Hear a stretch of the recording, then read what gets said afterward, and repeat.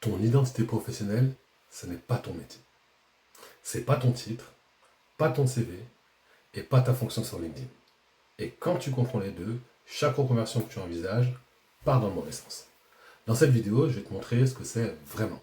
Et à la fin, je vais te donner un test en une seule question que tu pourras faire dès aujourd'hui pour mettre le doigt sur la tienne. Si tu découvres cette chaîne, je t'invite à t'abonner. Chaque semaine, je publie du contenu sur les transitions professionnelles. On y va, c'est parti. Nous commençons par démontrer la confusion. Quand on te demande qui es-tu professionnellement, tu réponds quoi? Souvent ton poste, directrice de ceci, responsable de cela, 15 ans dans tel secteur. Tu réponds une étiquette. Et c'est normal. C'est ce que le système t'a appris. C'est ce que l'école t'a demandé de choisir en te demandant quel métier tu voulais faire. Les recruteurs, ils lisent les titres. Et LinkedIn, il se résume à une fonction. Alors, le jour où tu veux changer, tu fais quoi? Tu cherches une autre étiquette, ce qui est logique.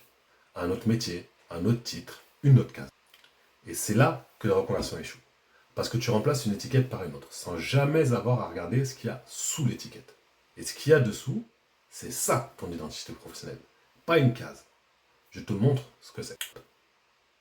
Pense à ton écriture manuscrite. Tu peux écrire une liste de courses, une lettre, un rapport, une lettre d'amour.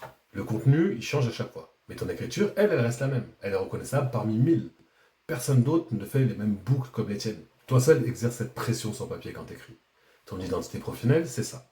C'est pas ce que t'écris. Ça, c'est le métier.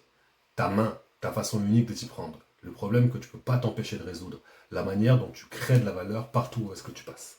C'est ça, ton identité professionnelle. Regarde ton parcours avec cet œil-là. Les postes, ils ont changé. Les secteurs, ils ont changé. Les titres aussi. Mais il y a un fil qui traverse tout. Une constante dans ta façon de faire. Elle est dans ton premier job, elle est encore là aujourd'hui. Ce fil, c'est toi. Le reste, c'est un costume. Quand tu comprends ça, il y a de fortes chances que tu comprennes aussi pourquoi est-ce que tu vas mal dans ton poste aujourd'hui. Aussi prestigieux qu'il puisse être. Le malaise, c'est pas le mauvais texte. C'est ce qu'on t'a forcé à écrire.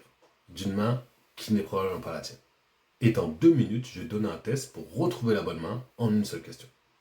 Mais en attendant, si tu veux qu'on regarde un petit peu ta situation plus en détail, qu'on se pose des questions, voir où est-ce que tu en es, ce qu'il est possible de faire, et que tu repartes avec un plan d'action détaillé, je te laisse cliquer sur le lien pré-bilan. C'est 45 minutes offertes pour qu'on puisse faire le point sur ta situation.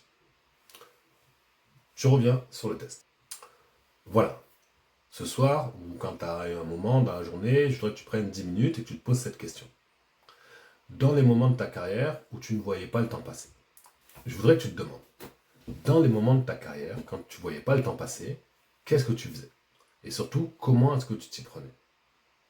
Attention, pas les moments les plus prestigieux de ta salaire, c'est pas de ça qu'on parle. C'est pas des promotions, c'est pas de ce qu'il y a sur ton CV qui est impressionnant. Non. Les moments les plus vivants, où tu étais absorbé, là où c'était fluide. C'est ça dont je parle. Écris-en 3 ou 4 et cherche le point commun entre eux. Pas dans le quoi. Les sujets étaient sûrement différents, mais plus dans le comment.